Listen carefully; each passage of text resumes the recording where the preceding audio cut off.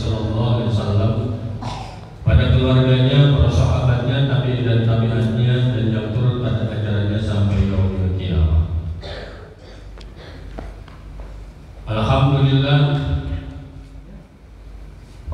kesempatan ini kita semuanya hadir melangkahkan kaki kita dari rumahnya masing-masing ke masjid ini dengan niatan memperingati hari lahir besar Nabi Muhammad SAW. Setiap langkah yang kita langkahkan dari rumah ke sini mudah-mudahan menjadi kibarat yang mengampuninya dosa-dosa kita sekalian. Dan saya doakan pada malam ini mudah-mudahan yang belum punya usaha cepat punya usaha, yang sudah punya usaha ditambah usahanya, yang belum punya rumah cepat punya rumah, yang sudah punya rumah ditambah rumahnya, yang belum punya kendaraan saya doakan mudah-mudahan cepat punya kendaraan, yang sudah punya kendaraan ditambah kendaraannya, yang hadir di sini yang belum punya istri saya doakan mudah-mudahan cepat punya istri, yang sudah punya istri ditambah sakinah mawaddah. Ibu-ibu udah sebut di awal. Kita doa yang baik-baik udara, sakinah, mawaddah. Nah, ini tadi makamullah.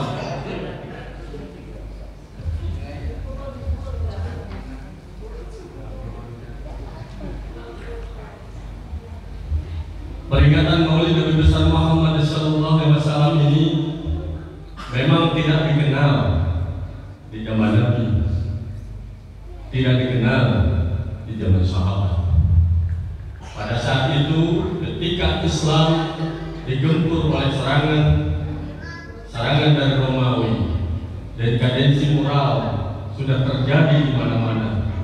Makanya Indonesia pada saat itu mengadakan peringatan Nabi besar Muhammad SAW.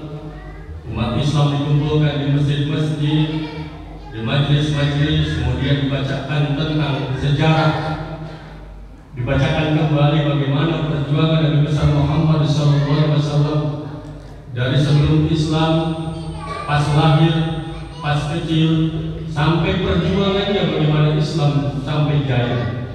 Harapan utamanya pemerintah pada saat itu mengadakan Maulid supaya umat Islam tersadarkan kembali, supaya umat Islam sadar akan kewajibannya tentang Islam, supaya umat Islam sadar betapa mereka sekarang ini sudah jauh dari ajaran Islam. Harapan utamanya sebagaimana yang disabdakan oleh Rasulullah SAW, terjalin persatuan dan kesatuan. Karena Rasul mengingatkan, yushikumul umamu an tatada'a alaikum kama tatada'a al-akalatu ila qasatiha. Hampir saja tiba saatnya di mana orang-orang kafir mengeroyok umat Islam dari setiap penjuru, dari kiri, dari kanan, dari depan, dari belakang. Sahabat bertanya, wa min qillatin nahnu yawma idzin ya Rasulullah. Ketika orang-orang kafir mengeroyok umat Islam dari setiap penjuru, apakah dikarenakan jumlah umat Islam yang sedikit? Qala bal antum yawma idzin katsir. Sabda Rasulullah, tidak sahabat, justru pada saat itu jumlah umat Islam banyak sekali. Walakinnakum gusaun kagusa'is sayl. Tapi sayang, ketika musuh-musuh kalian mengeroyok kalian dari setiap penjuru, kebanyakan kalian bagaikan buih yang ada di lautan.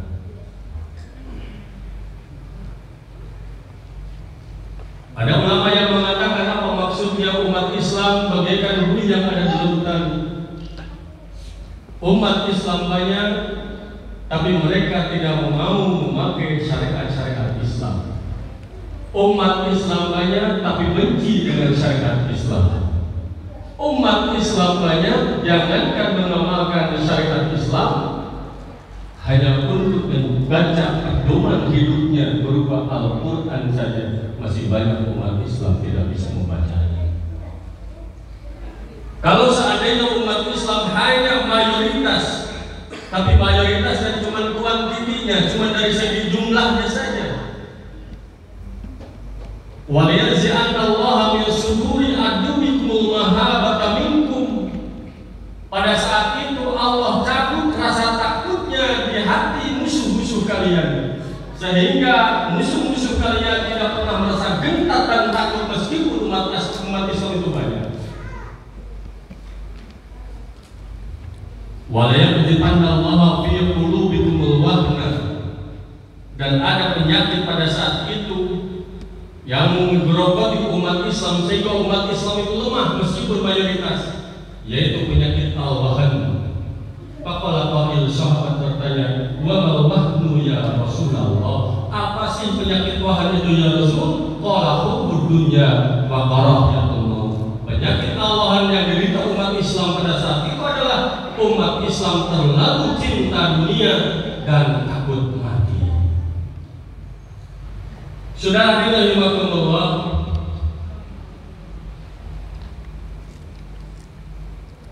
di setiap bulan Maulid ini alhamdulillah hampir umat Islam mayoritas di Indonesia di setiap penjuru memperingati peringatan Maulid itu tiada lain di samping sebagai tanda cinta kepada Rasulullah SAW, kemudian dibacakan sejarahnya, kemudian teringat umat Islam mengenal Rasulullah SAW, kemudian ada giroh dari umat Islam pengen melaksanakan apa yang diperintah oleh Allah Subhanahu wa Ta'ala dan menjauhi larangannya. Itu harapan utamanya. Jadi bukan hanya sekedar rutinitas maulidnya saja kumpul-kumpul, tapi setelah maulid itu harapan utamanya apa yang diperintah oleh Allah dan Rasulnya kita laksanakan, apa yang dilarang Allah dan Rasulnya kita tinggalkan. Tapi dalam hal ini Rasulullah SAW mengingatkan al-jannatu huffat bil makari wan naru huffat bisyahawat. Untuk jalan ke surga gak ada yang enak. Saya mau nanya, Bapak Ibu pengen ke surga, pengen ke neraka? Pengen ke surga, pengen ke neraka? Emang udah tahu surga? Udah tahu neraka? Kok pengen banget sih ke surga, takut ke neraka? Itulah hebatnya orang yang beriman. Orang yang beriman itu gak pernah melihat, baru dikasih berita dalam Al-Quran dan disampaikan oleh Rasulullah SAW aja percaya luar biasa. Itu hebatnya orang Islam. Pengen ke surga? Halo, pengen ke surga? Saya mau tanya, kira-kira amalnya untuk mencapai surga sudah cukup apa belum? Pantas-pantasnya hidup kita nih dari mulai balik sampai sekarang, amalnya itu pantasnya itu masuk surga pada neraka? Hah? Insya Allah. Masih insya Allah. Makanya kalau di kampung-kampung itu sering terdengar yang dilantunkan oleh Abu Nawas, Ilahi ilas tulil firdausi ahmad wala aqwa ala naril jahimi. Bisa pakai sih? Kalau di kampung-kampung masih banyak ya. Orang di Solo jarang sih. Kadang-kadang mau lihat juga jarang di Solo ya. Nggak selalu banyak. Bahabli taubatau wafir zunubi fa innaka ghafirul dzambil azimi. Ilahi, duh Tuhan, lastu lil firdausi ahla. Aku ini sebetulnya gak pantas masuk surga, karena dari mulai bangun tidur sampai tidur lagi diingat-ingat amalnya lebih banyak sia-sianya daripada ingatnya sama Allah. Betul apa enggak? Betul. Jangankan waktu kita bermaksiat, alhamdulillah. Jangankan kita waktu ngurusin dunia, atau misalnya kita dalam pekerjaan, yang dagang dengan dagangnya, yang pegawai negeri dengan pegawai negerinya, yang karyawan dengan karyawannya. Hatta dalam keadaan kita ibadah kepada Allah, hatinya kemana-mana. Ngaku apa enggak kira-kira? Apalagi yang banyak kreditannya, betul kan? Sampai kreditnya ke bawah sholat, kena sholati, wasujuki, wayamaha, wahonda. Jangan yang urusan dunia, urusan akhirat saja kadang-kadang hati kita melayang kemana-mana. Makanya kalau dipantas-pantas, amal kita untuk menuju surganya Allah jauh kemana-mana. Kalau jujur-jujuran sebetulnya gak surga ini? Pantas apa enggak? Apa dipantas-pantasin? Tapi kata Ibnu Nawas, wala aqwa ala naril jahim. Tapi kalau seandainya engkau masukkan kami di dalam neraka, kami tidak akan sanggup, gak akan kuat. Jangankan api neraka, di dunia saja api dunia, jangankan kebakar, baru asapnya saja sudah panas. Paham di taubat waghfir dzunubi. Oleh karena itu, mohon kepada Allah Subhanahu wa taala ampunan dari seluruh dosa-dosa yang kita lakukan. Orang masuk surga itu bukan karena amalnya. Orang masuk surga itu bukan dikarenakan banyak sholatnya. Orang masuk surga itu bukan dikarenakan baca Al-Qur'an yang banyak. Tapi orang bisa masuk kepada surganya Allah Subhanahu wa taala dikarenakan rahmatnya Allah Subhanahu wa taala. Kalau tanpa rahmatnya kita gak ada pantas-pantas masuk surga. Kadang-kadang untuk urusan dunia kita gak pernah ada hitung-hitungan. Berangkat kerja, mau panas, mau hujan, mau kondisi apapun, karena jadwal kerjanya harus berangkat apa enggak?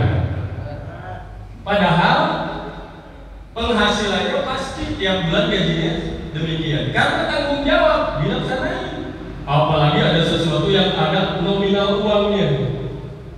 Misalnya Mas Wahyu, tiba-tiba ada WA, Mas Wahyu, ada yang pesan handbag nih 3 unit misalnya. Tapi tolong saya janji jam 9 ketemunya di Solo. Kira-kira Pak Wahyu mau izin nggak sekarang?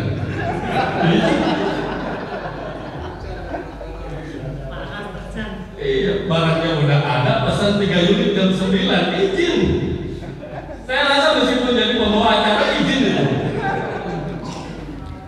Urusan dunia. Tapi kalau urusan akhirat, urusan agama, kadang-kadang kita beralasan terus ya. Kenapa enggak? Makanya kalau orang-orang kampung nih, kenapa saya bilang orang kampung? Karena di sini udah masuk kota. Jadi bacaan-bacaan yang kayak tadi itu udah jarang terdengar. Jangan beralasan zuhur, apa namanya? Zuhur kesiangan. Jangan beralasan zuhur kesibukan. Asal di perjalanan, maghrib kecapean, isya ketiduran, subuh kesiangan. Gitu. Kalau ingat ibu-ibu waktu di kampung dengar lagu Nasi Daria kan begitu tuh. Jangan beralasan zuhur kesibukan. Coba pikir, di mana-mana orang kerja zuhur istirahat apa enggak? Istirahat. Tapi kalau orang yang beralasan, alasannya sih sibuk. Asal di perjalanan, apa salahnya kalau seandainya sebelum kita pulang ke kantor, kalau di Jakarta apalagi macet, dari mulai jam 8, jam 9, paling telat jam 10 sudah di masjid. Fenomena itu jangankan di kota, sekarang di kampung saja sudah jarang kelihatan. Bahkan kalau yang di kota mah terkenal berangkat belakangan. Saya akan ngomong ya. Berangkat belakangan, pulang duluan. Kadang-kadang ibadah itu sesak capek. Kalau di tempat masjidnya itu azannya 2 kali, saya rasa baru azan setengah, baru azan sekali. Masih nunggu azan yang kedua.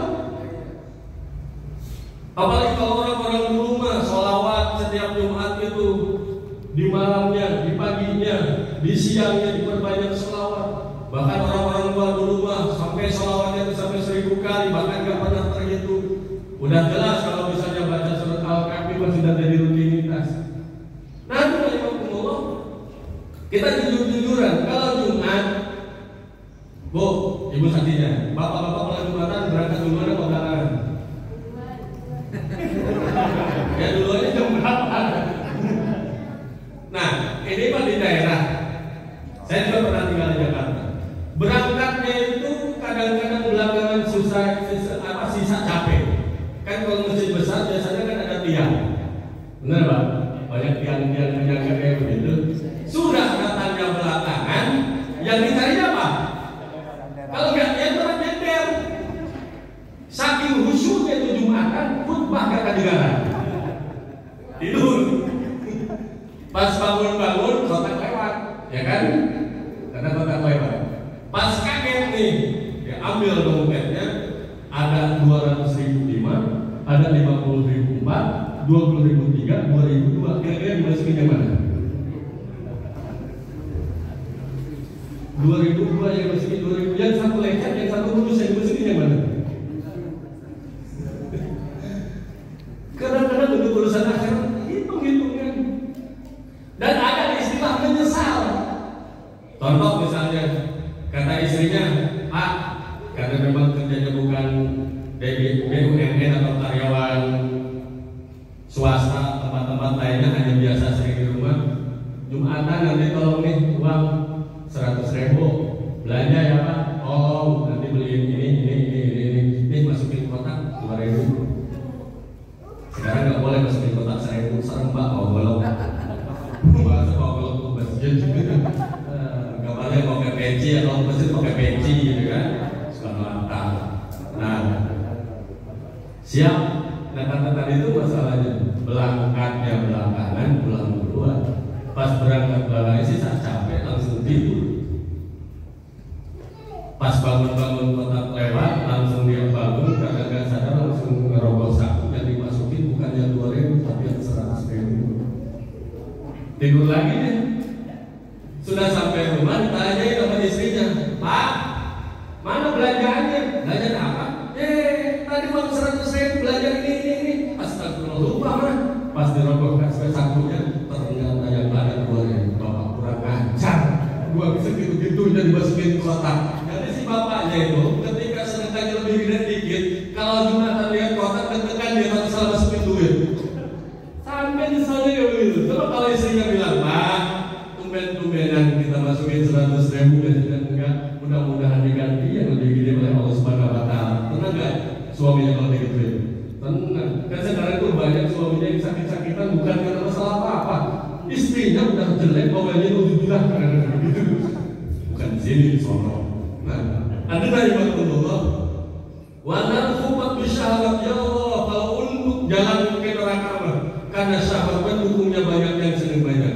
Kalau kiai saya sering bilang, orang bangun masjid sekarang mudah Pak, bangun sholat mudah. Makanya saksikan jangankan di kota, di kampung-kampung saja hampir jarang kita ngelihat ada masjid jelek. Bagus-bagus.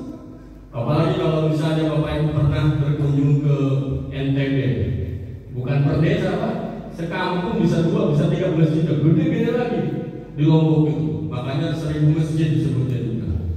Tapi sayangnya setelah masjidnya selesai, penghuninya nggak ada.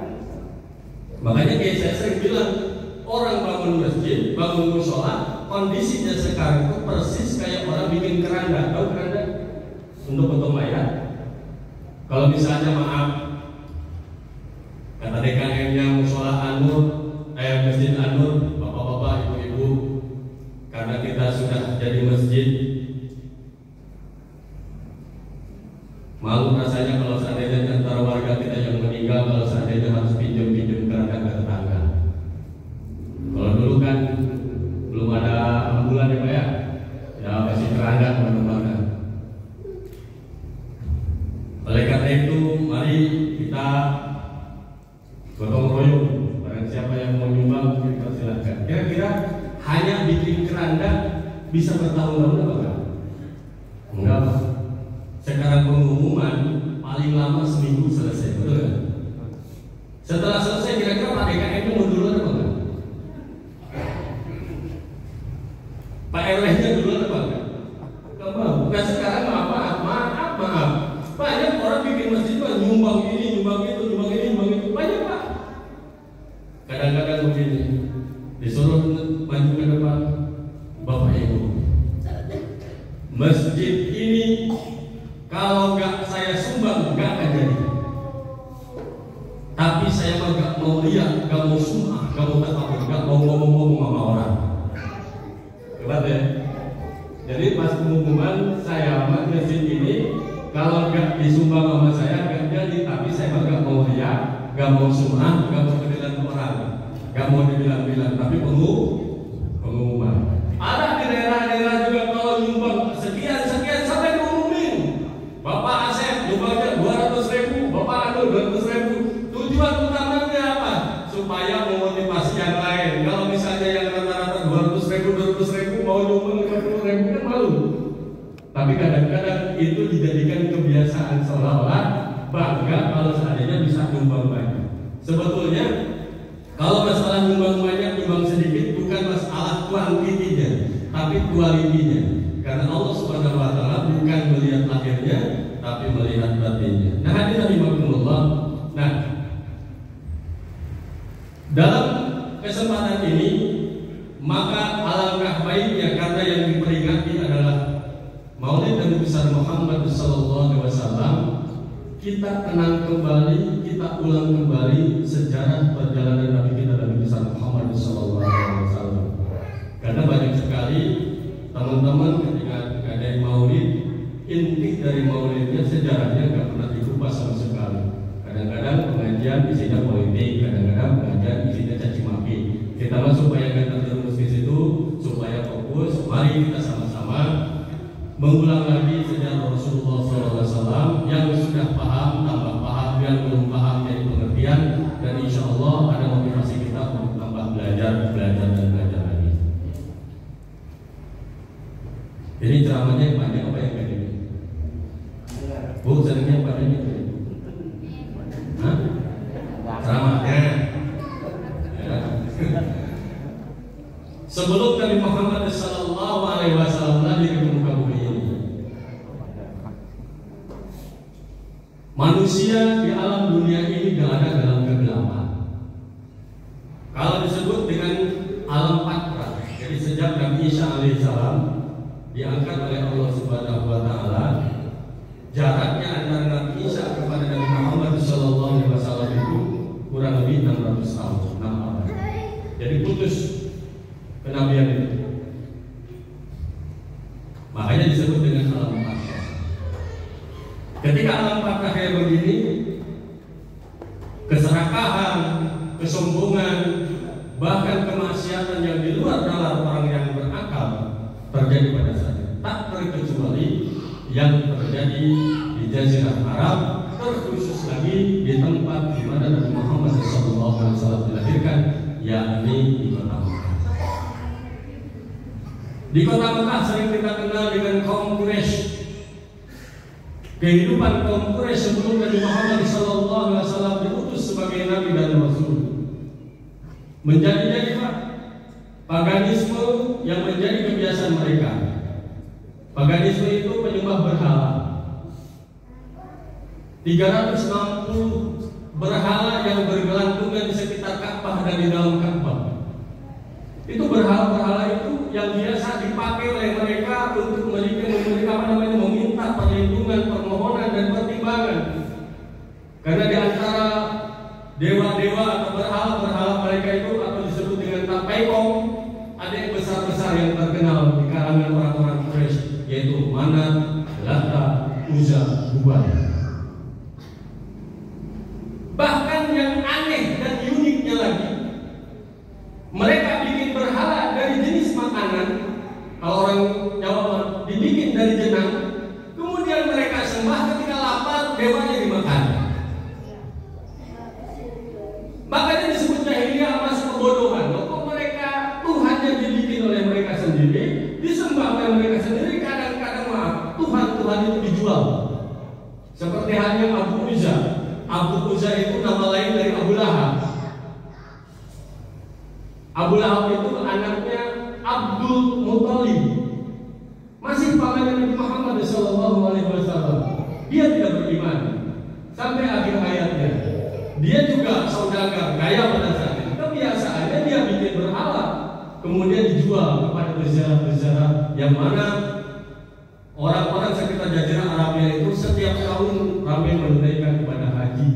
Haji juga sudah ada sebelum Nabi Muhammad SAW, tapi haji yang dilakukan oleh kaum jahiliyah sudah menyimpang dari ajaran yang diajarkan oleh Nabi Ibrahim alaihissalam.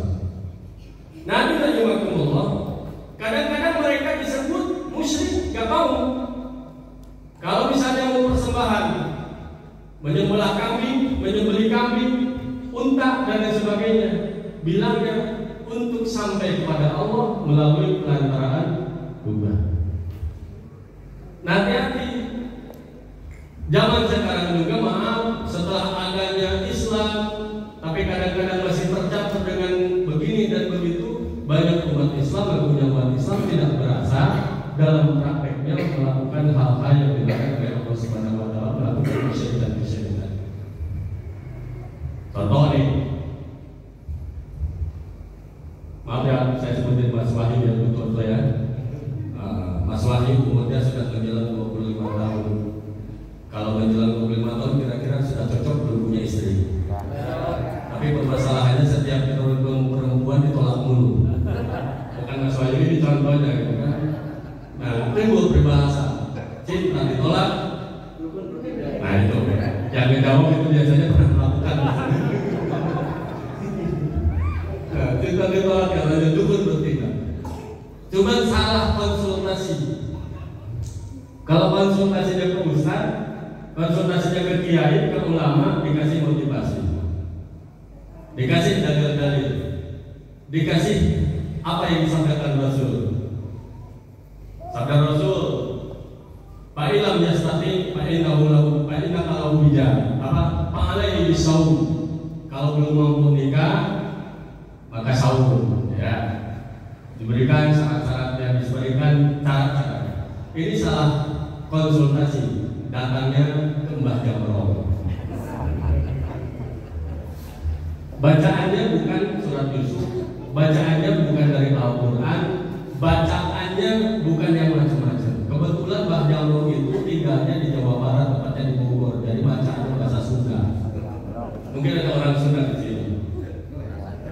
Pas dibaca deh, Roy Cahya berdosa udah menjaga pancarasan yang mana saja di mana nilainya pada Cahya yang terus rasa siap putus 50 rembak bayar 15 rembak angin dari gado ya.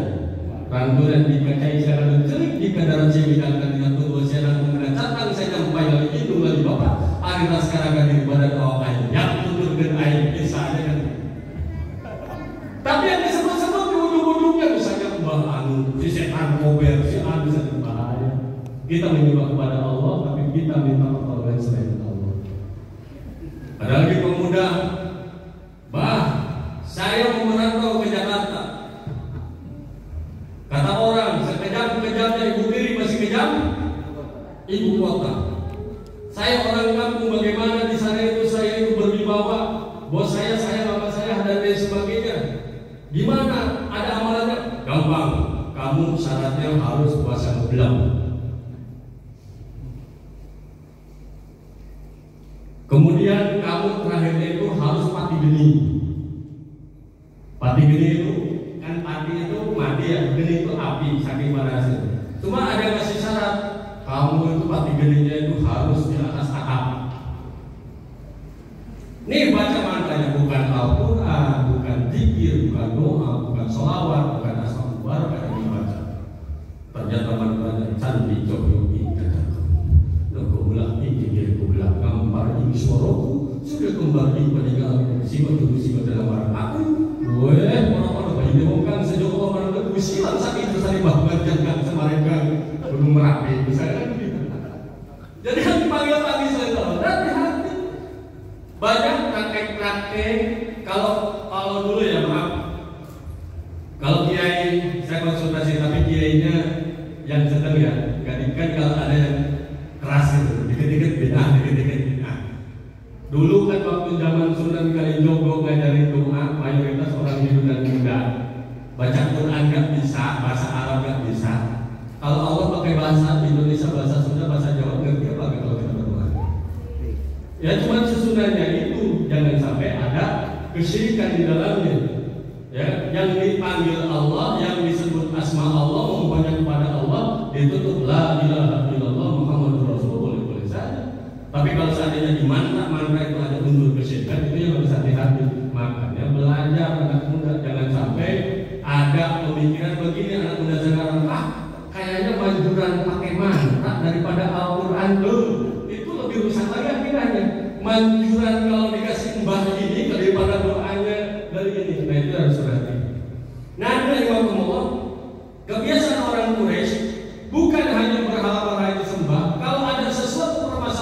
hidupnya datangnya ke dukun. Mayoritas dukun itu di sana itu perempuan, mayoritas. Emang dari dulu mayoritas dukun-dukun itu perempuan. Namanya kahin. Jadi kalau misalnya mereka mau berdagang, kebiasaan orang Quraisy itu atas sitari wasoi. Jadi mereka itu karena kiri kanannya tandus, mereka cuma mengandalkan bisnisnya itu dari perniagaan, perdagangan. Mereka berdagang waktu musim panas, berdagang musim dingin. Musim panas misalnya arahnya ke Yaman, musim dingin arahnya misalnya ke Syria dan seterusnya dan seterusnya dan seterusnya. Kebiasaan mereka demikian. Nah, ketika mereka mau berdagang, apakah dagangnya untung atau rugi? Datangnya ke kahin, ke dukun dulu. Kemudian kahinnya ke si Sadin. Tahu Sadin, Pak? Sadin itu ada juru kuncinya sekitar Ka'bah yang ngundi. Kalau sekarang tuh juru kayak sekarang ibu suka arisan gitu ya, dimasukin untung rugi dikonsol. Kalau misalnya kalau ada untung jalan, kalau itu ada rugi nggak jalan. Atau mereka itu ngundinya itu dengan panah, berharap sama mereka mana ke arah mana nih harus pergi. Nah, bukan hanya itu, yang lebih luar biasanya lagi, anak mengawini ibunya, bahkan ibu tirinya pun dikawinkan dan sebaliknya.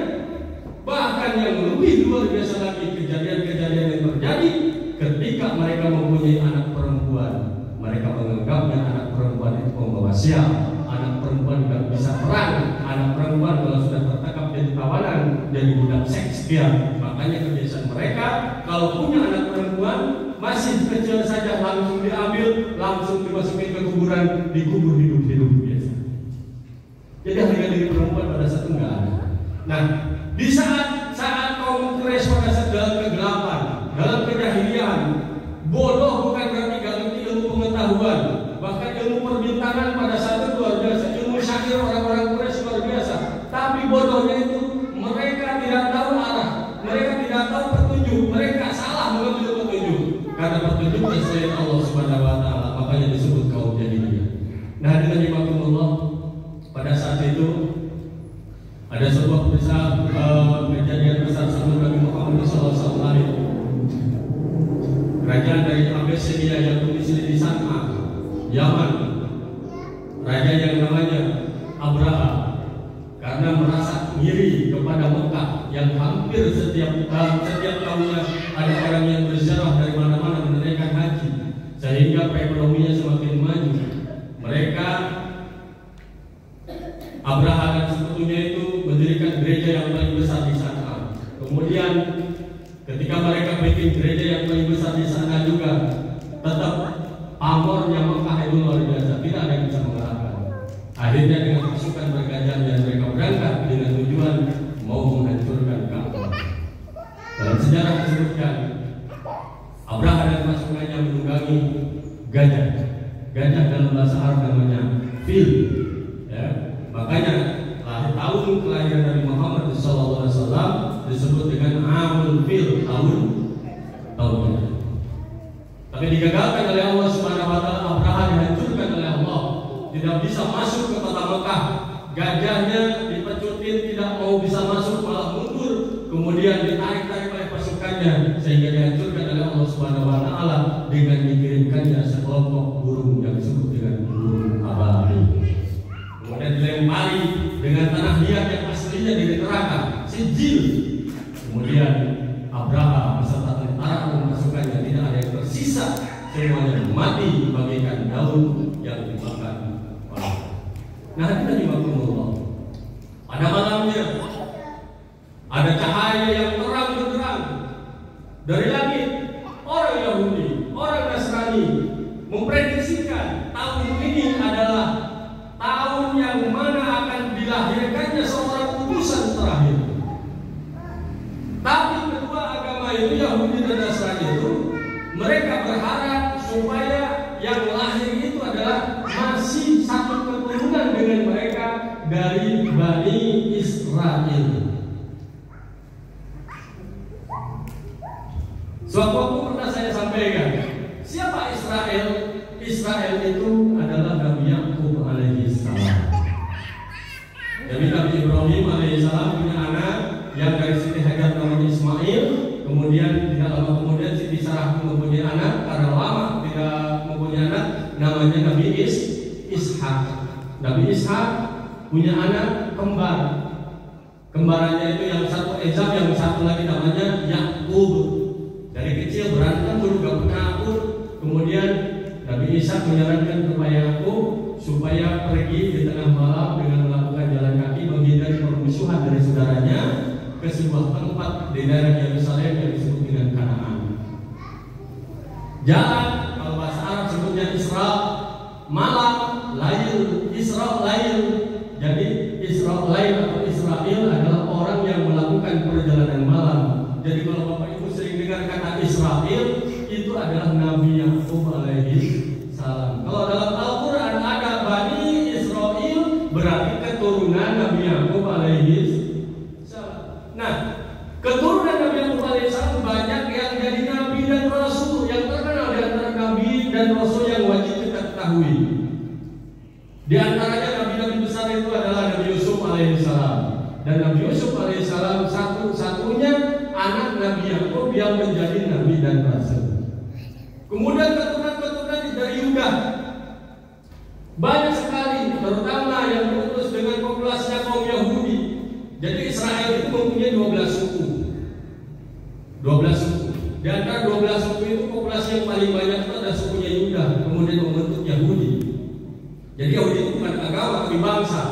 Nabi Allah, di antara nabi-nabi orang Israel itu di antaranya Nabi Musa alaihissalam, Nabi Harun alaihissalam, Nabi Daud alaihissalam, Nabi Sulaiman alaihissalam. Bahkan yang terakhir adalah Nabi Isa alaihissalam, keturunan dari Israel.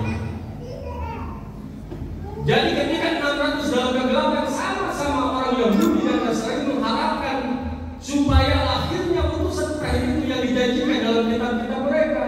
Dan tahun itulah mereka meyakini dengan tanda-tanda kekuasaan Allah semakin terang benderangnya yang ada di langit.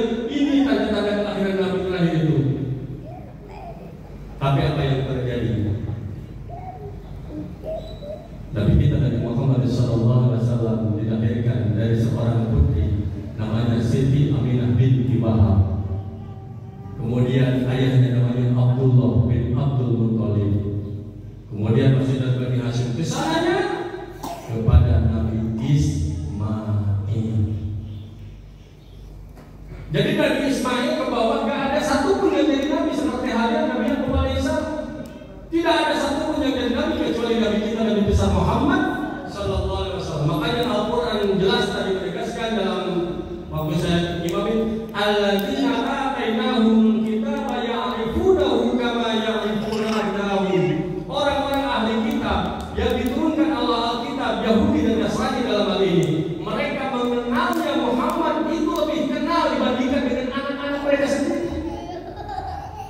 Karena memang kehasadan dan kedengkian mereka, Muhammad itu bukan turunan dari Israel. Itu di antara mereka yang menolak akan kebenaran ini.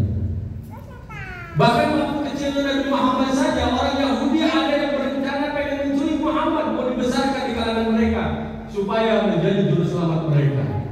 Tapi Allah Subhanahu wa taala menjaganya.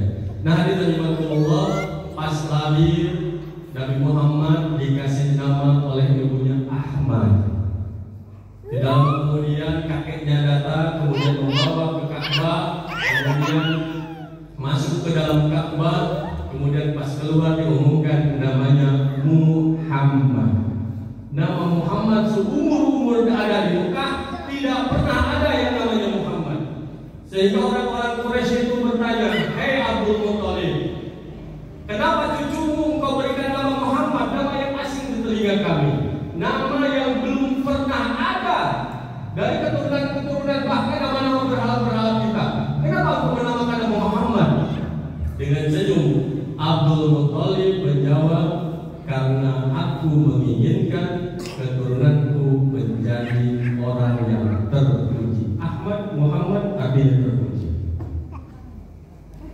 Kalau kita tadi dengar apa yang difirmankan oleh Allah Subhanahu wa taala, laqad kana lakum fi Rasulillah uswatun hasanah. Sungguh telah ada pada Rasulullah adalah contoh yang baik. Ini di antaranya contoh yang baik. Kalau bapak ibu mempunyai anak, kasih nama yang baik. Jangan nama yang sembarangan. Bahkan sering kita bilang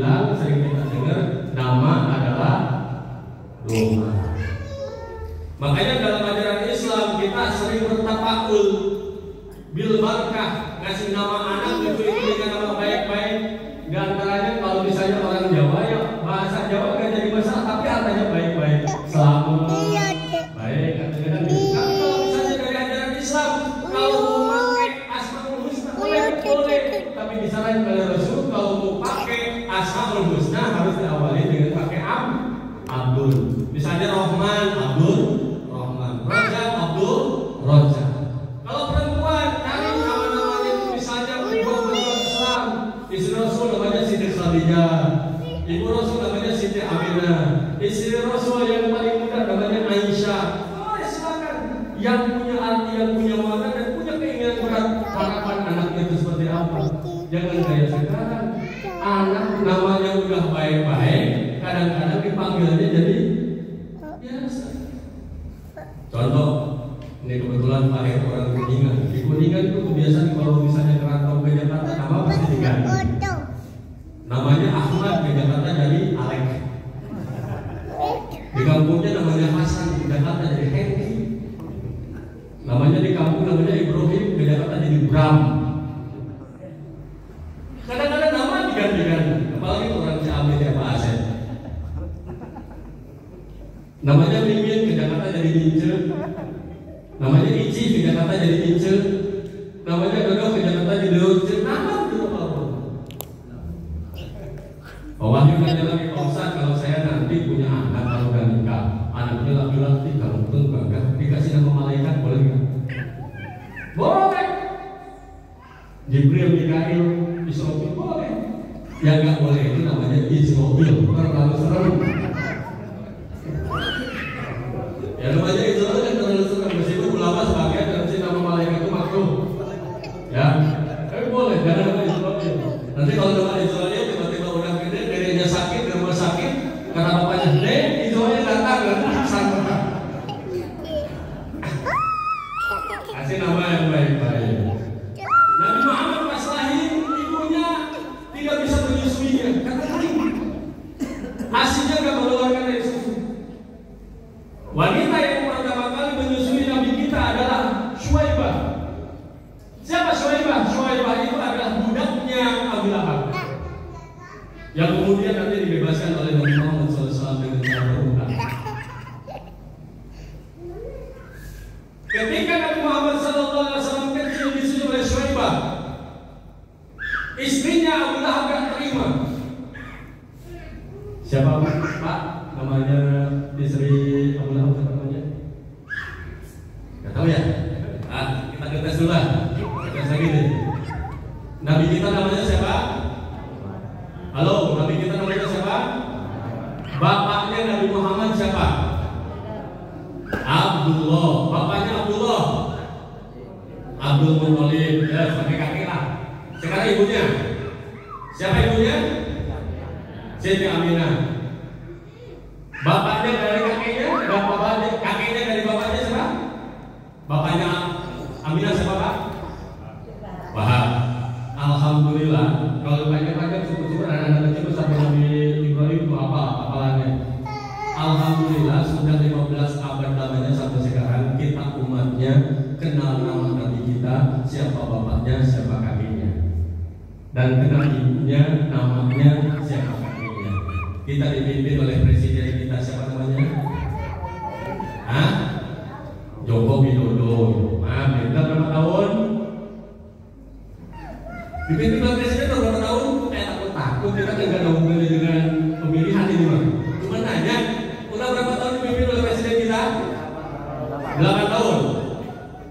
Saya mau tanya, bapaknya Pak Presiden Jokowi siapa?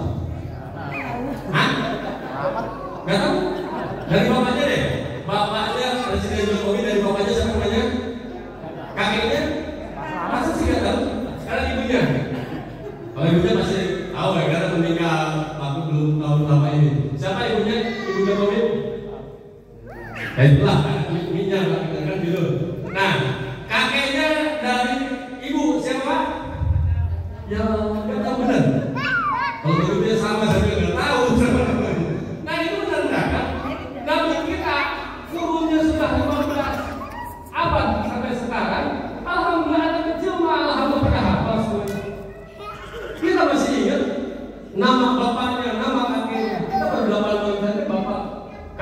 dikenal. Ini menandakan bahwasannya Nabi kita bukan hanya sekadar pimpinan di Mekah, tapi rahmatan lil alamin. Nah, hadirin rahimakumullah, kita lanjut.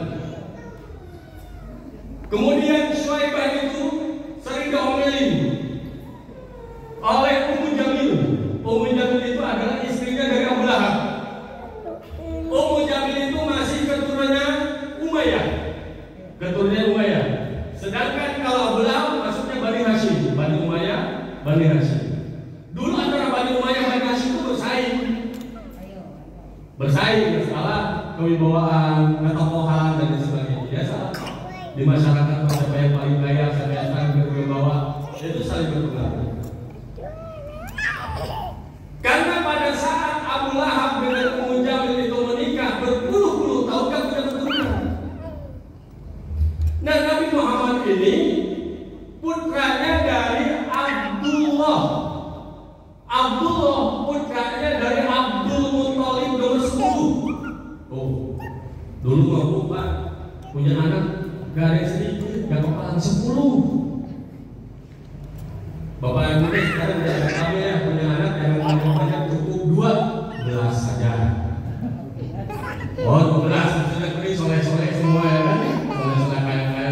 Jadi anaknya cuma 2, mirip banget, yang satu udah hijrah ke Jakarta, yang satu lagi di Solo. Bapak ibunya sendirian anak tua di rumah, berkeluarga cucu.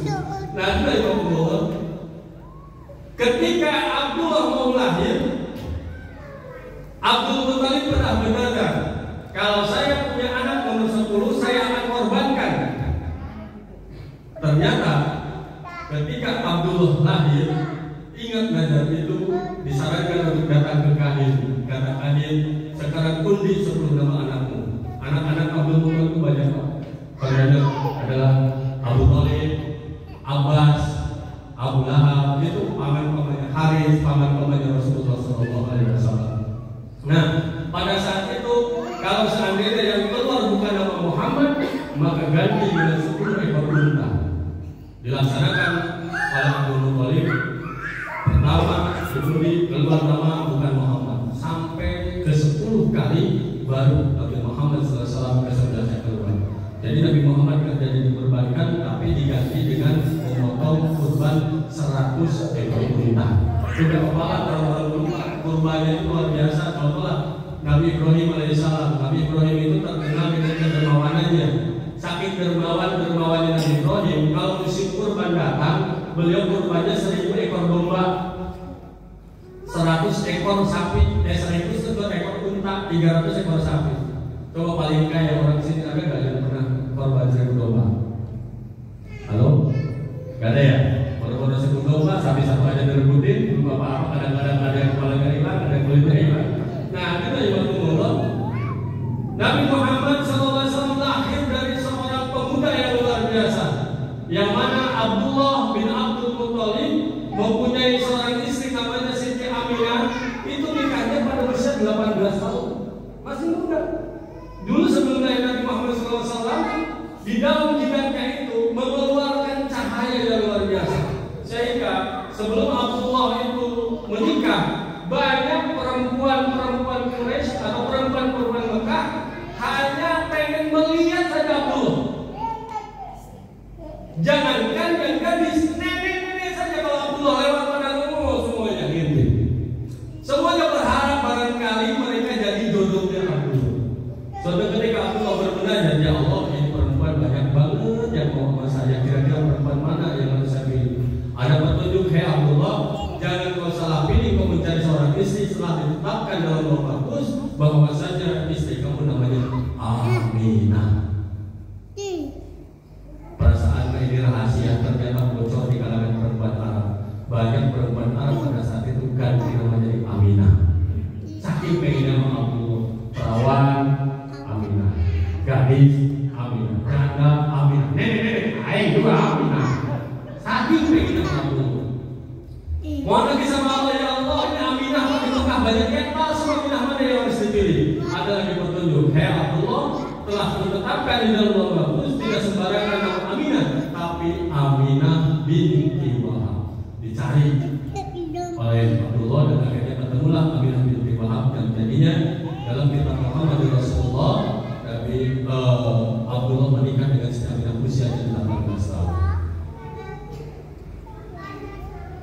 Nabi kita baru dikandung 2 bulan kurang lebih dalam kandungan Siti Aminah. Karena sudah mulai mandiri, Abdullah minta izin kepada orang tuanya, kepada istrinya untuk berdagang ke negara Syam. Kemudian melakukanlah dagang serta rombongan. Tapi yang terjadi, Sayyid Abdullah pada saat itu sakit di Madinah, di Yathrib pada saat namanya, kemudian meninggal dan dikuburkan di sana. Dan kebetulan di Yathrib atau di Madinah keluarga Nabi besar Muhammad SAW. Karena Abdul Muthalib dulu sebelum tinggal di Mekah, waktu kecilnya tinggal di Madinah. Karena Hashimnya itu adalah punya istrinya orang Madinah. Kemudian Hashimnya berdagang ke negara Syam, tinggal di sana, sehingga keluarga Nabi itu balik ke Madinah pada saat itu. Nah, hadir dari makumullah. Jadi alhasil ketika Nabi belum lahir saja sudah tidak punya ayah. Kemudian pas lahir air susu ibunya sudah kering, disusukan oleh Syuaibah. Tapi karena dihalang-halangi oleh Ummu Jamil, kata Abu Lahab, bapakku kepada Abdul Muthalib, maaf, bukan aku menolak supaya budakku ini menyusui cucumu, tapi Syuaibah ini aku sudah hadiahkan kepada istriku. Ummu Jamil mengatakan demikian kepada Abu Lahab, apakah Muhammad itu wajahnya mirip dengan Abdullah? Ya, aku khawatir kalau seandainya mirip dengan Abdullah, nanti harta kekayaan bapakmu, kata Ummu Jamil, akan turunnya kepada Muhammad. Makanya ngiri dari kecil masalah materi. Ada dari Allah, kebiasaan orang Quraisy. Kebiasaan orang Quraisy itu setiap musim anak-anak lahir, mereka biasa menitipkan anak-anaknya itu supaya mendapatkan pendidikan bahasa yang bagus, udaranya yang bagus di sebuah perkampungan. Ada sebuah perkampungan yang disebut dengan perkampungan Bani Sa'ad. Kebiasaan mereka itu setiap musim lahiran anak-anak Mekah, mereka berkunjung ke Mekah untuk mendapatkan anak yang disusukannya.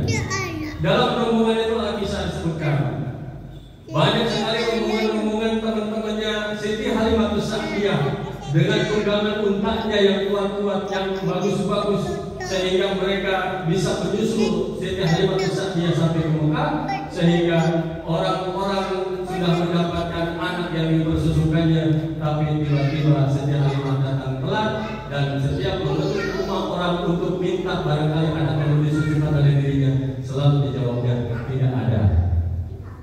Siti Halimah mengatakan, apakah ada lagi anak yang bisa disusukan? Oh, sudah habis, teman-teman itu sudah mengambil semuanya, cuma satu yang belum, tapi sayang dia mati yatim. Dia sudah tidak punya ayah lagi. Siapa namanya? Muhammad. Karena kebingungan, akhirnya Siti Halimatus Sa'diyah daripada pulang lagi jauh, kemudian yang tadinya mau menjual untanya untuk perbekalan, untanya tiba-tiba lari. Ternyata untanya lari, kemudian berhenti di depan rumahnya Abdul Muthalib. Beliau melihat ternyata di dalamnya ada seorang bayi yang sedang ditimbang-timbang. Siti Halimatus Sa'diyah mengejar unta tersebut dan kaget, kemudian izin untuk masuk dengan membawa anaknya yang masih digendong. Kemudian masuklah ke dalam, minta izin supaya untuk menyusui anaknya Siti Aminah. Izin, wahai Tuhan, barangkali saya menyusukan anak ini karena saya lihat anak ini sangat kehausan. Senang sekali. Kenapa? Ketika anaknya itu dalam pangkuannya, pikiran dan hatinya merasa tentram, aman, nyaman senyaman-nyamannya. Ketika Nabi Muhammad kecil melemparkan sejumat kepada Siti Halimatus Sa'diyah, semua beban yang ada dalam dirinya hilang. Langsung pada saat itu pula Siti Halimah memohon izin kepada Siti Aminah dan kepada orang tuanya Abdul Muthalib supaya mengizinkan anaknya untuk dibawa ke perkampungannya. Hei Halimah, cucuki ini sudah yatim. Tidak apa-apa, saya akan memelihara dengan sepenuhnya. Dengan keikhlasannya Siti Halimah membawa Muhammad kecil untuk dibawa ke perkampungannya. Baru saat itu mau jalan saja, kejadian keajaiban sudah luar biasa terjadi. Selama perjalanannya dari mulai Mekah sampai ke perkampungan Bani Sa'ad, selalu dinaungi oleh awan putih di atasnya, sehingga Nabi Muhammad beserta Siti Halimah dan suami serta anaknya yang sepersusuannya tidak merasa kepanasan sedikit pun. Dan luar biasa lagi, ketika mendapatkan gunungan, tahu gunungan Pak? Jalan yang apa bahasa Indonesia itu gunungan itu? Jalan yang curam, tiba-tiba untanya itu kaki yang paling depannya memanjang, yang belakangnya itu memendek, sehingga selama perjalanan nggak merasa mana naik mana turun, rata. Dan luar biasanya lagi, rombongan-rombongan yang sudah mendapatkan masing-masing anak satu persatu kesusul oleh untaknya Siti Halimah Sa'diyah, sampai-sampai perempuan-perempuan bertanya, "Hei Halimah, unta yang kau pakai sekarang apakah unta yang kau pakai waktu berangkat?" "Ya." "Lalu siapa yang kau bawa?" "Yang aku bawa adalah anak yang engkau katakan pada sebelumnya anak yatim yang bapaknya sudah meninggal dunia." Sampai ke perkampungan turun hujan Pak. Padahal kita tahu di Mekah itu jarang hujan. Hujan itu bisa setahun sekali, paling banyak 2 kali. Dan luar biasanya ketika lihat lagi tanaman-tanaman yang ada sekelilingnya tumbuh, kemudian yang tadinya piaraan-piaraan kambing-kambingnya kurus-kurus, kemudian jadi gemuk-gemuk.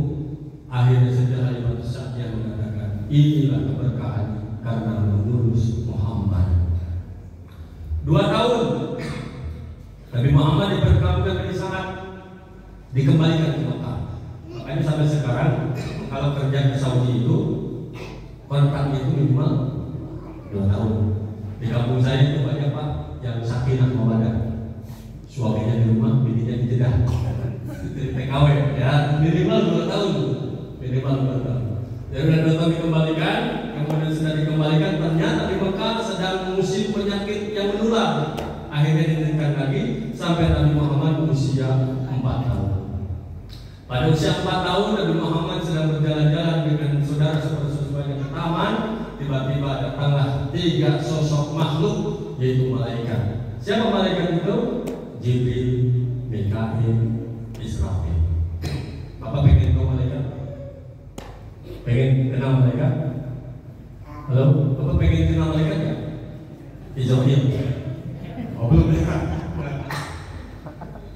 Turun mereka bertiga. Kemudian Jibril membelek perutnya Nabi Muhammad. Dan itulah pembedahan pertama yang dilakukan oleh manusia. Nabi Muhammad dibedah oleh Jibril alaihissalam, dikeluarkan seluruh kotoran-kotorannya, ya kan, berupa pelit, jahil, bodoh, hasud, iri dan lain sebagainya. Penyakit dalam hatinya dikeluarkan, kemudian dicuci dengan air jamur, kemudian ditutup kembali. Nah, hadirin rahimakumullah, 4 tahun dikembalikan ke Mekah, diasuh lagi oleh Siti Aminah 6 tahun. Singkatnya sejarah, 6 tahun Nabi Muhammad dibawa oleh ibunya ke Yasrib, ke Madinah untuk berziarah ke makam ayahnya.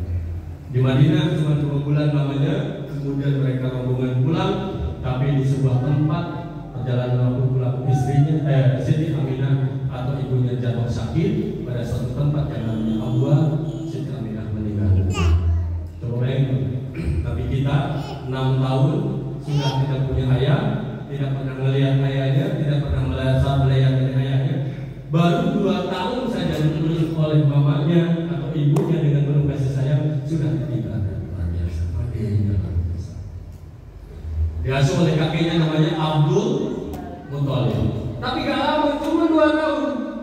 Tepatnya usia Nabi 8 tahun, kakeknya pun meninggal dunia. Kemudian diasuh oleh pamannya namanya Abu Thalib. Abu Thalib anaknya banyak, ekonominya pas-pasan, makanya Nabi Muhammad 9 tahun sudah mandiri, 9 tahun sudah menggembalakan kambing. Orang-orang kaya Quraisy itu lebih percaya kambingnya itu kalau yang ngurus itu Muhammad dibandingkan yang lain. Karena apa? Masih kecil saja Al-Amin dapat dipercaya. Jadi sejak kecil Nabi Muhammad itu sudah dapat gelar dari orang-orang bangsawan Quraisy, Al-Amin, orang yang dapat dipercaya. Itu masih kecil. Kemudian umur 12 tahun Nabi Muhammad SAW diajak berdagang oleh pamannya Abu Thalib ke negara Syam. Tapi di sebuah perjalanan sampainya di Busra, terhenti perjalanan mereka karena disambut oleh pendeta Bahiro atau Buhairo, pendeta Nasrani. Pendeta Nasrani itu mengajak menjauh makan rombongan-rombongan kabilahnya dari Abu Thalib. Pada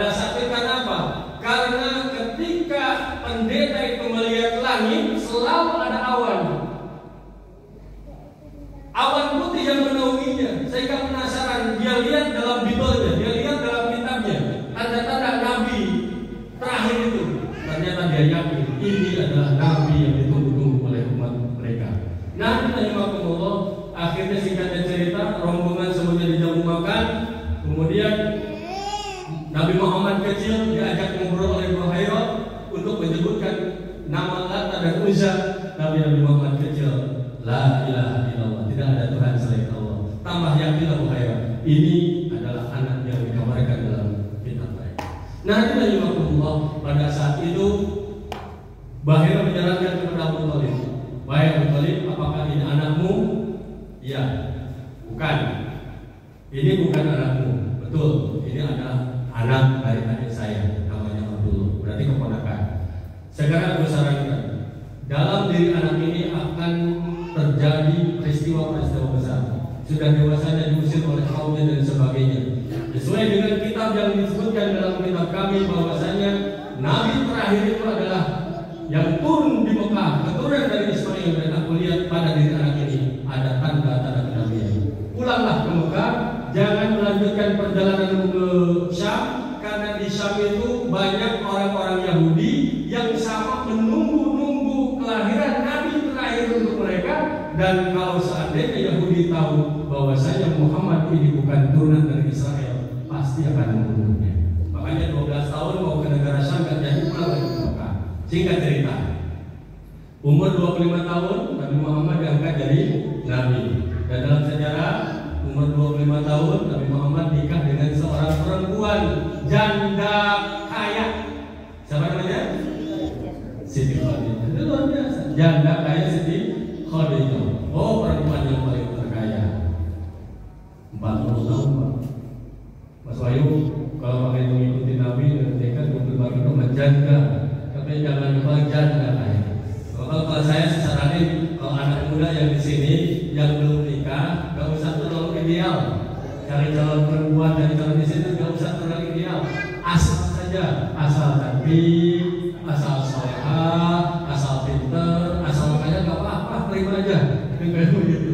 Kalau orang Sunda bilangnya dan dindun, dan dandanannya oke, minimal dandanannya oke itu di bawah kondangan yang belum-belum ya. Di agamanya kuat, dunianya banyak. Jangan cari perempuan yang dan ditut. Tahu dan ditut? Dan dari adatnya dia pergi tanya selitut, tidak kentut, pusing Pak. Nah, 40 tahun nikah dengan Siti Khadijah. Tapi 40 tahun Pak luar biasa. Kalau orang kaya, servis luar biasa. Tapi Siti Khadijah kekayaannya semuanya habis untuk berjuang, memperjuangkan agamanya Allah Subhanahu wa taala. Kecantikannya bukan untuk orang lain, tapi kecantikannya diperuntukkan untuk sang suami. Kalau duduk dengan Rasul, pakaiannya yang paling bagus, minyak wangi yang paling mahal, dan dananya luar biasa hanya untuk sang suami. Bedanya kalau yang di kampung saya yang ibunya ya, kalau ke undangan dandan, ke pengajian dandan, ke arisan dandan, ke pasar dandan, menurut suami pakai minyak wangi, gak bingung kan? Suaminya mau nyium batu, Pak, kenapa batu pipi kamu buncurut? Nah, Allah, 40 tahun Rasulullah SAW menerima wahyu yang pertama di Gua Hira, yaitu surat Al-Alaq ayat 1 sampai ayat 5. Kemudian Rasulullah SAW diangkat menjadi Rasul, dakwah menyebarkan ajarannya tidak secara terang-terangan tepat, tapi secara sembunyi-sembunyi, door to door, secara sir. Jadi pertama Allah perintahkan untuk menyampaikan syariat itu bukan langsung terang-terangan, bukan sehari 2 hari, 3 tahun tuh Nabi Muhammad menyebarkan Islam sembunyi-sembunyi. Ada yang disebut dengan as-sabiqun al-awwalun, orang-orang pertama yang masuk Islam. Dari anak mudanya Ali bin Abi Thalib, dari orang kayanya ada Abdurrahman bin Auf, Utsman bin Affan, ada dari kesepuhannya ada Abu Bakar Siddiq, ada Zubair bin Awam. Jadi kurang lebih ada 10 orang pertama masuk Islam. Dari kalangan perempuan istrinya sendiri, Siti Khadijah. Pedih pertama apa? Ngajak orang masuk Islam itu gak mudah. Akhirnya setelah 3 tahun Allah firmankan, "Fasda' bima tu'mar wa a'rid 'anil musyrikin." Hai Muhammad, sampaikan apa yang aku perintahkan dan berpalinglah dari orang-orang musyrik. Saat itulah Nabi Muhammad Muhammad dakwah secara terang-terangan. Nabi Muhammad dari ke Gunung Sofa menyuruh orang-orang Quraisy. Ketika menyuruh orang Quraisy, wahai kaum Quraisy, kalau seandainya aku beritakan kepadamu sesuatu kejadian, apakah kalian percaya kepadaku? Orang Quraisy serta menjawab, ya Muhammad, kami percaya kepadamu karena engkau adalah Al-Amin. Wahai kaum Quraisy, kalau seandainya di belakang gunung ini ada sekelompok musuh yang mau menyerang kalian, apakah kalian percaya kepadaku? Ya, kami semuanya percaya karena engkau Al-Amin. Kalau kalian percaya, wahai kaum Quraisy, akuilah tiada Tuhan selain Allah, dan akuilah bahwasanya aku ini adalah sebagai utusannya. Apa yang terjadi setelah Nabi Muhammad mengikrarkan, ngajak mengucapkan la ilaha illallah, mengakui Nabi dan Rasulnya, yang pertama kali menolak bukan orang lain tapi pamannya sendiri yang langsung berdiri, namanya Abu Lahab.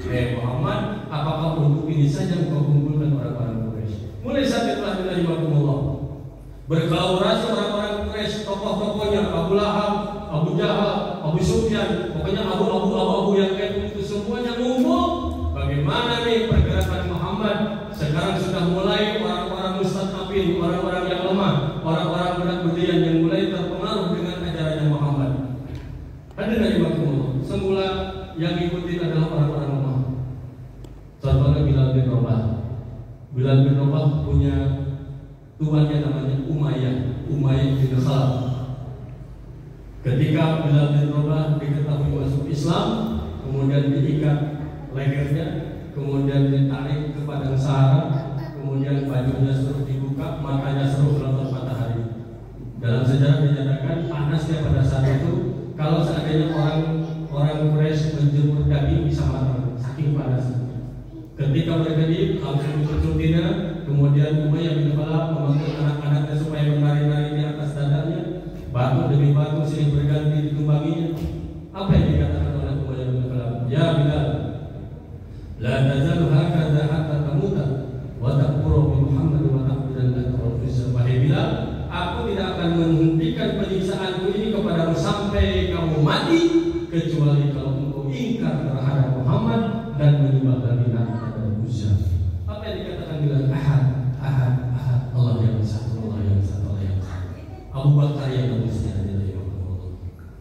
Kemudian ada sahabat lain, Khabbab bin Arat. Tuan perempuannya itu ketika menyiksanya, dia ngambil sebilah besi, kemudian dipanaskan sampai besinya itu membara, kemudian bajunya suruh dibuka, disimpan di punggungnya. Bahkan ada sahabat disiksa oleh orang-orang Quraisy pada saat itu, diikatkan dua kakinya, kedua ekor unta yang dialahkan berlawanan sampai badannya terbelah menjadi dua. Bahkan di antaranya syahidah pertama dalam Islam namanya Sumayyah, itu ibunya dari Ammar bin Yasir. Ya, pada saat itu ditumbak kemaluannya oleh Abu Jahal sampai mati. Pokoknya pada saat itu ketika di awal-awal Islam itu muncul pertentangan, caci maki, bahkan Nabi sendiri tidak kurang hinaan, cacian, makian, bahkan sering sekali Nabi Muhammad SAW dilempari kotoran unta bahkan batu.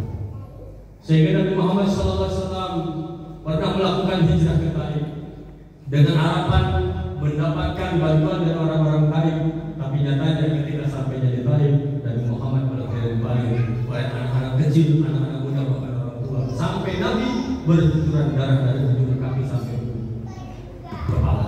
Hadirin rahimakumullah, sampai-sampai malaikat Jibril dan malaikat menjaga gunung tersebut datang menawarkan jasa kepada Nabi Muhammad.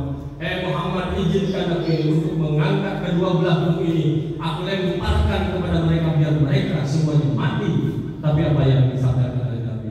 Aku diutus bukan untuk menyiksa. Bahkan Nabi mendoakan, Allahumma hdi qaumi fa innahum la ya'lamun. Ya Allah, berikanlah petunjuk kepada kaumku. Mereka melakukan demikian karena mereka tidak tahu aku ini adalah utusanmu. Hadirin rahimakumullah, kami berharap sekarang bapaknya gak ikut, mudah-mudahan anaknya ikut. Anaknya gak ada bedanya, mudah-mudahan cucunya, dan terus demikian. Kemudian sahabatnya juga ada yang disarankan untuk hijrah kemana? Ke negeri Habsyi, di bawah pendirian Raja Najashi. Meskipun di perjalanan juga sering dicegat oleh Amr bin As dan kaum-kaumnya. Nah, singkat terakhirnya, Nabi Muhammad SAW pernah ditawari harta, tahta, wanita.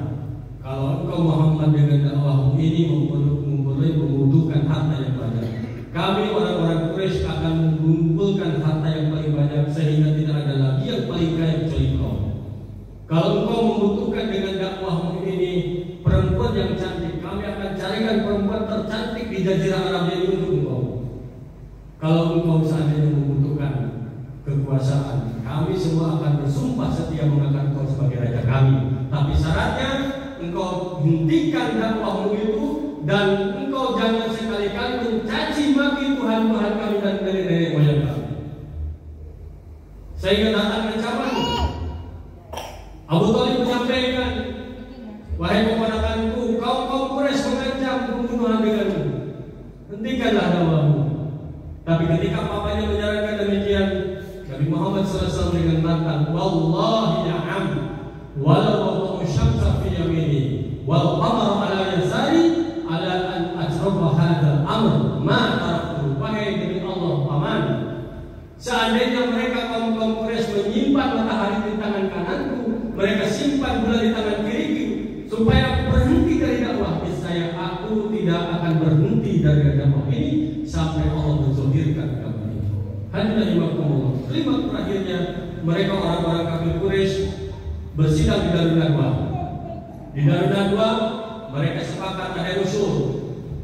Muhammad sekarang sudah mengganggu stabilitas keamanan kita, mengganggu sembahan-sembahan kita, mencaci maki nenek-nenek moyang kita, menganggap bodoh nenek moyang kita. Apa yang harus kita lakukan? Ada usul. Supaya aman, sekarang Muhammad tangkap saja, masukkan ke penjara. Kalau saja dimasukkan ke penjara kita aman. Dalam tafsir At-Tabari dinyatakan ketika sedang di Darun Nadwa itu ada iblis menyerupai manusia. Jadi konon sebelum Nabi Muhammad Isra dan Mi'raj, iblis itu masih bisa menyerupai manusia. Ikut rapat. Dia katakan, saya tidak setuju kalau Muhammad dimasukkan ke penjara. Kenapa? Kita tahu Muhammad itu turunan pembesar-pembesar. Siapa yang gak kenal pamannya? Siapa yang gak kenal kakeknya? Dia terhormat di sini. Kalau hanya dimasukkan ke penjara, Muhammad masukkan penjara pagi, sore juga sudah dikeluarkan oleh saudara-saudaranya. Penyakit itu ternyata sampai sekarang masih berlaku. Giliran orang kecil bersalah, berlarut-larut. Giliran orang besar, nah itulah penyakit yang jahat yang membunuh. Nanti dari Makumullah ada yang usul. Sekarang Muhammad usir saja ke luar negeri. Kalau kita usir dari Mekah, Muhammad tidak mengganggu kita lagi. Iblis angkat tangan lagi yang menyerupai besar. Saya tidak setuju kalau Muhammad diusir ke luar negeri. Kalau dia diusir, kemudian pengikutnya tambah banyak, kemudian umat Islam tambah kuat, mereka datang suatu ketika datang ke kita mau bilang apa? Akhirnya kata Abu Jahal, udah, jangan banyak engkau, bunuh saja Muhammad, bunuh. Akhirnya kesepakatannya, setiap kabilah mengirimkan pemuda-pemuda jagoannya untuk menghukum umat Nabi Muhammad SAW. Pada saat itu, pada malam itu, Jibril datang. Kayak Muhammad, hijrah Muhammad. Kemana Jibril? Madinah. Bagaimana bisa hijrah? Sedangkan kaum Quraisy jawara-jawaranya di depan berencana untuk membunuh. Gampang Muhammad. Tempat tidurmu ganti oleh sepupumu Abu Talib, Ali bin Abi Thalib. Kemudian ambil pasir sekotol saja. Baca ayat dalam surat Yasin.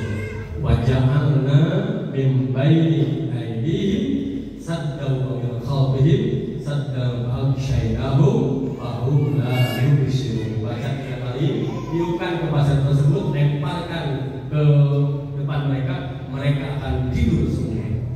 Ini juga bisa dipakai resep ini untuk pemuda yang mau apel calon mertuanya galak. Jadi kalau ada calon mertua galak sebelum berangkat, ambil pasir dulu tuh. Ya, sekopal aja. Baca tadi, baca anna min aydihim sadda wa min khalfihim sadda fa'syainahum. Tiupkan nanti ketika calon mertua keluar dari pintu, lemparkan ke mukanya. Insya Allah dibakar kamu. Dan dibakar. Tanda Allah. Sekarang kesimpulan, karena memang waktu yang tidak mengizinkan. Kalau seandainya perjuangan orang-orang terdahulu, seperti hanya Nabi Muhammad SAW sedemikian rupa, dakwah sembunyi-sembunyi 3 tahun, para sahabatnya yang bersenapin disiksa, bahkan ada yang meninggal dunia, harta, nyawa dikorbankan demi mempertahankan la ilaha illallah Muhammadur Rasulullah. Makanya dalam Al-Quran, ahasiban nas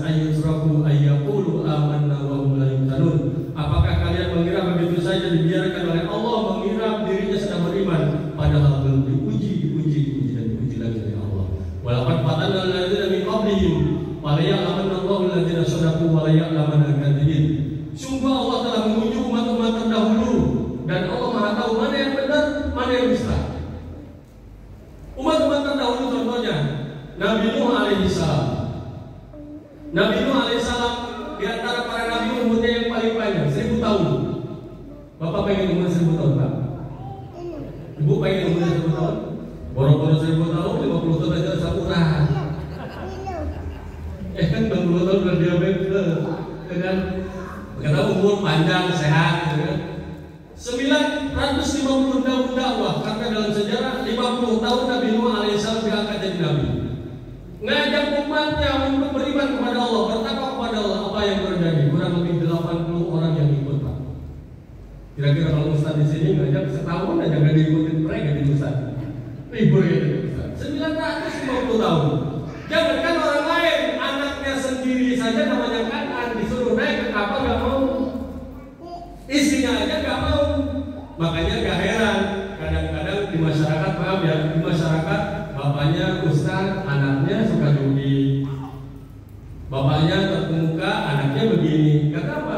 Allah Subhanahu wa taala menjelaskan, innaka la tahdi man ahbabta walakin Allah yahdi man yasha. Hai Muhammad, engkau tidak akan disanggup memberikan petunjuk atau hidayah kepada siapapun yang engkau inginkan, karena sesungguhnya petunjuk itu kepunyaan Allah. Allah yang akan memberikan petunjuk. Nah, hadirin rahimakumullah, tapi kenyataan realita di masyarakat, kalau anaknya salah, bapaknya juga bawa-bawa ya.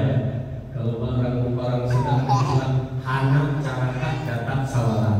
Kalau jawab Bono, Soroko, Doto, Solo. Makanya kalau di Sunda mangga cali, kalau dijawab monggo colok gitu ya. Oke. Nah, ada anaknya celaka, ibu bapak ke bawah-bawah, kalau bahasa istilah pengertiannya. Jadi anaknya celaka, orang tuanya ke bawah-bawah. Bapaknya aja begini, anaknya begini, padahal yang ngasih hidayah hanya Allah. Tapi kalau di masyarakat, jadi tokoh mau RT, mau RW, mau lurah, hatta jadi ustaz apalagi, jangankan salah, benar saja suka dicari-cari kesalahan. Contoh nih, ustaz kemana-mana pakai sarung, pengajian pakai sarung, khutbah pakai sarung, jamaah pakai sarung, ke mall pakai sarung. Ada ibu-ibu yang kisah, ustaz kayaknya sunatnya belum kering tuh katanya. Ustaznya nggak tahan banting, besoknya pakai celana panjang, pakai jeans semua. Ustaznya sekarang udah belagu, kemarin pakai sarung, sekarang pakai jeans. Coba kalau ustaz kemana-mana pakai kolor di atas lutut, kemudian kelihatan ibu bapak, wah ustaz gemblung, betul gitu ya. Padahal kalau kita lihat masyarakat biasa yang pakai kolor di atas lutut kadang-kadang bukan laki-laki, banyak perempuan. Mending kalau hanya mulus paku payung mau ngejom kadang-kadang dipamer-pamer. Nah itu lagi mau tapi namanya tokoh ujian bapaknya. Nabi Ibrahim menghadapi Namrus, Nabi Musa menghadapi Fir'aun. Nabi terdahulu sama, Nabi Muhammad dilempari bahkan rekayasa pembunuhan, pengikutnya sama. Nah pertanyaan kepada kita, apa yang sudah kita korbankan untuk agama ini? Kalau umat-umat terdahulu berjuang semuanya untuk kepentingan Islam, membela la ilaha illallah Muhammad Rasulullah, sekarang pengorbanan kita apa? Atau justru kita cuman di KTP doang namanya Islam, tapi nggak peduli sama sekali dengan Islam. Jangankan dengan Islam, urusan umat Islam saja kita nggak peduli.